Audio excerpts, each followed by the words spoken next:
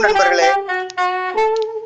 தமிழ்நாட்டோட தென்கிழக்க ஒரு வளைகுடா, ஒரு சமுத்திரம், ஒரு கடலோரம், ஒரு புண்ணியமான நீர்நிலங்கள், அதுதாங்க பாக் பேங்கிற பாக் வளைகுடா.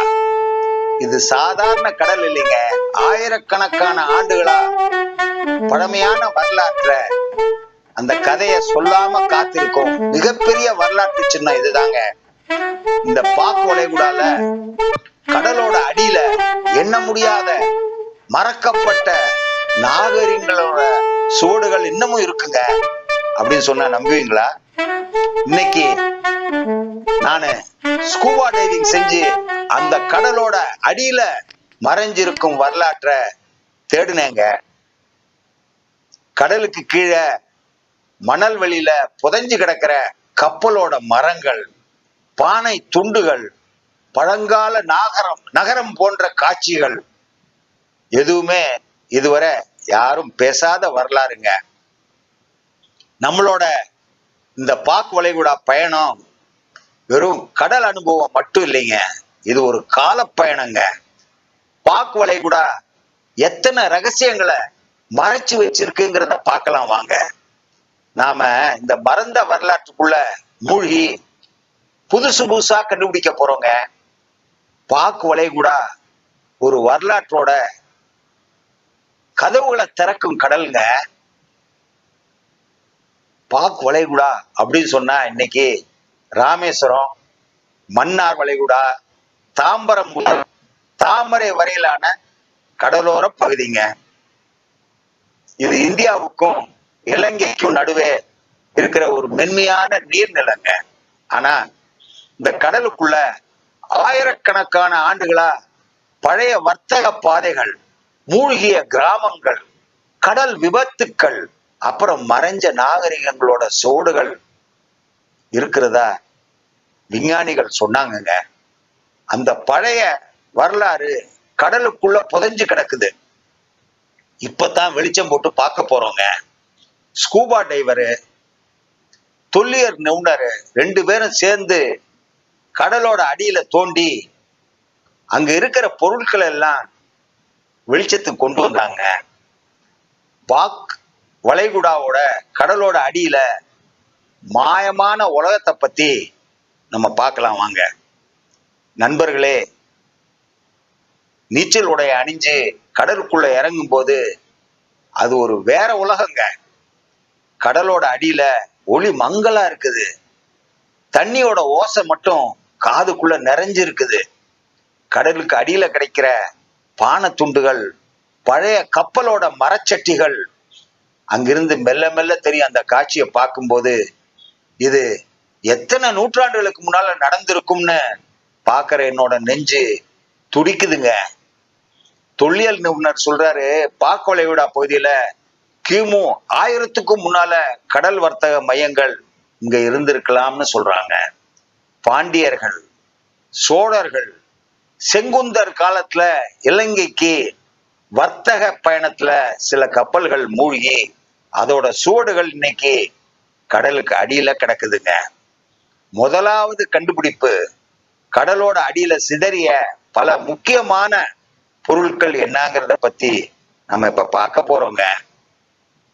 எங்க டைவ் குழு ராமேஸ்வரம் கடற்கரையில இருந்து 3 கிலோமீட்டர் தூரம் கடலுக்குள்ள இறங்கினப்போ அங்க சில உடைஞ்ச பானை, உலோக பொருட்கள், அப்புறம் மரக்கட்டைகள் கிடைச்சிச்சுங்க. அந்த பானையோட ஷேப்பு சோழர்கள் கால பானைய போல இருந்துச்சுங்க. ஒரு பழைய கப்பலோட எலும்பு கூடு போல கிடந்த மரப்பலகைகள். இது கடல் காற்றால மெல்ல மெல்ல சிதைஞ்சாலும் இன்னும் ஒரு மிகப்பெரிய கதைய சொல்றதுக்காக துடிச்சுக்கிட்டு இருக்குங்க. அந்த ஒரு நிமிஷம் அந்த பொருளை என் கைகள்ல தொடும்போது அது வரலாறு என் கையை பிடிக்கிறது போன்ற உணர்ச்சிங்க. கடலோட அடியில நீந்திர மீன்களும் பாறைகளும் எல்லாம் அந்த வரலாற்று மேடையில அமைதியான சாட்சிகள் போல எனக்கு இருந்துச்சுங்க. இந்த உடைஞ்ச பொருள் சொல்லும் கதை அது ஒரு பாக் வளைகுடாவோட கடலோட குரலுங்க. ஒவ்வொரு பானையும் ஒவ்வொரு மரச்சட்டியும் ஒரு கதை சொல்லுதுங்க. ஒரு பானையில காணப்பட்ட வடிவம் தென்கிழக்கு ஆசிய வர்த்தக பாணியை போல இருந்துச்சுங்க. அதாவது பாக் வளைகுடா வழியா இந்தியாவுக்கும் மலேசியா, இந்தோனேஷியாவுக்கும் இடையே நிறைய வியாபாரம் நடந்திருக்கலாம்னு எனக்கு தோணுதுங்க. அது மட்டும் இல்லாம சில இடங்கள்ல முத்துச்சிப்பி எடுக்கிறவங்க என்ன சொன்னாங்கன்னா, அங்க பக்கத்துல கல்லுச்சுவர் மாதிரி ஒண்ணு கடலோட அடியில இருக்குங்க. அந்த சுவர் பழைய குடியிருப்புகள் இல்லைன்னா கோட்டைகளா இருக்கலாம்னு சந்தேகப்படுறாங்க. நண்பர்களே, நான் இப்ப சொல்றது எல்லாமே இன்னமும் ஆராய்ச்சியில தான் இருக்குங்க. ஆனா ஒவ்வொரு டைவ்லயும் ஒரு புதிய கதை வெளிப்படுதுங்க. மீனவர்களோட கதையை கேட்டீங்கன்னா இன்னும் ஆச்சரியமா இருக்குங்க. அவங்கதான் கடலோட ரகசிய காவலருங்க. பாக் வளைகுடா பக்கத்துல உள்ள ராமேஸ்வரம், தளவாய், நாகப்பட்டினம் அப்படிங்கிற ஊர்கள்ல மீனவர்கள் பல ஆண்டுகளா சொல்றாங்க, ஒரு சில இடங்கள்ல வலை வீசினா வலை கிழிஞ்சு வருதுங்க, கீழே கல்லு கட்டடம் மாதிரி இருக்குங்க.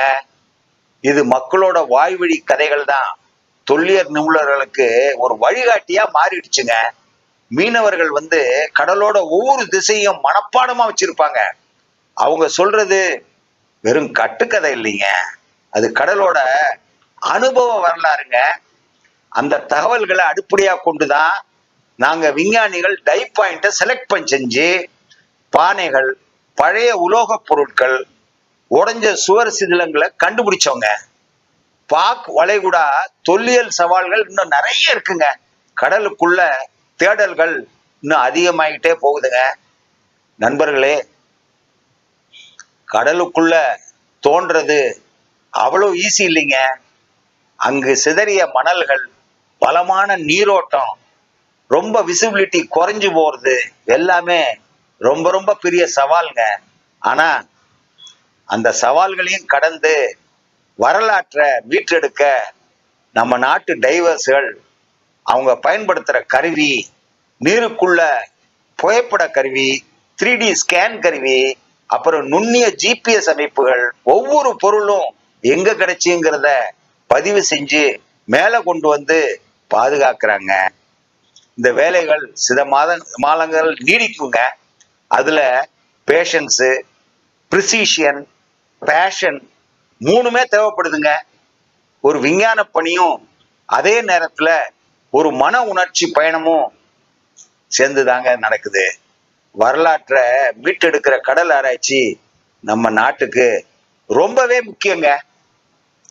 பாக் வளைகுடா கடலுக்குள்ள இதுவரை கண்டுபிடிக்கப்பட்ட சில முக்கியமான பொருட்கள் என்னென்னு கேட்டீங்கன்னா, சோழர் காலத்து பானைகள்ங்க, பழைய கப்பல் மரங்கள்ங்க, உலோக நாணயங்கள்ங்க, வித்தியாசமான கல் அமைப்புகள்ங்க. இவையெல்லாம் இந்தியாவோட கடல் வர்த்தக வரலாற்றுக்கு புதிய ஆதாரங்களா இருக்குங்க. இது தாமிரபரணி நாகரிகத்தின் கடல் வழி தொடர்பையும் தெற்காசிய வர்த்தக பாதைகளையும் நிச்சயம் செய்யுதுங்க.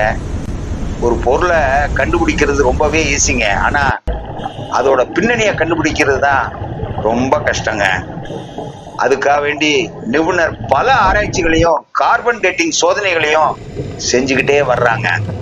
பாக் வளைகுடா நம்ம தமிழ்நாட்டுக்கு ஒரு நினைவு சின்னமான கடல்ங்க. பாக் வளைகுடாங்கிறது கடல் மட்டும் இல்லைங்க, அது ஒரு வரலாற்று களஞ்சியம்ங்க. இதோட கடல் அடியில இன்னும் எத்தனை கதைகள் புதைஞ்சு கிடக்குன்னு யாருக்குமே தெரியாதுங்க. இந்த கண்டுபிடிப்பு நமக்கு சொல்ல ஒரு முக்கியமான ஒரு உண்மை என்னன்னா, கடல்ங்கிறது ஒரு உயிரினம் போலங்க. அது தன்னோட மடியில எல்லாத்தையுமே காக்குதுங்க. இன்னைக்கு கடல் நமக்கு அது எல்லாத்தையும் மெல்ல திறந்து காக்குது. அது நம்ம கடல் கலாச்சாரத்தையும், இந்திய கடல் வர்த்தக பெருமைகளையும், கடல் வாழ்வோட சக்தியையும் வெளிப்படுத்துதுங்க. நண்பர்களே, பாக் வளைகுடா கடலோட அடியில கிடைச்ச இந்த மறைந்த சுவடுகள் நம்ம இந்திய வரலாற்ற மறைந்த பக்கங்களை வெளிக்கொண்டு வந்திருக்குங்க.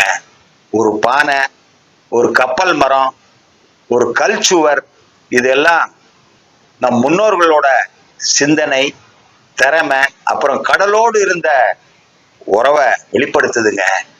இது வெறும் தொல்லியல் ஆராய்ச்சி மட்டும் இல்லைங்க, இது நம்ம தமிழரோட அடையாளத்தை மீட்டெடுக்கிற ஒரு முயற்சிங்க. இந்த கடல் இன்னும் எத்தனை கதைகள் சொல்ல போகுதுன்னு யாருக்குமே தெரியாதுங்க.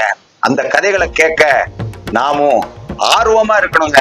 அடுத்த முறை நீங்க கடற்கரையில நின்று கடலை பார்த்தா நினைவுல வச்சுங்க, அந்த அலைகள் ஒரு காலத்துல வாழ்ந்த நாகரிகங்களோட ஓசைங்க. உங்களுக்கு இந்த வீடியோ டெஃபினட்டா பிடிச்சிருக்குன்னு நினைக்கிறேன். பிடிச்சிருந்தா ஒரு லைக், ஒரு ஷேர் பண்ணி சப்ஸ்கிரைப் பண்ணுங்க. அடுத்த வீடியோ உங்களை தேடி வருங்க. நன்றிங்க, வணக்கம்ங்க.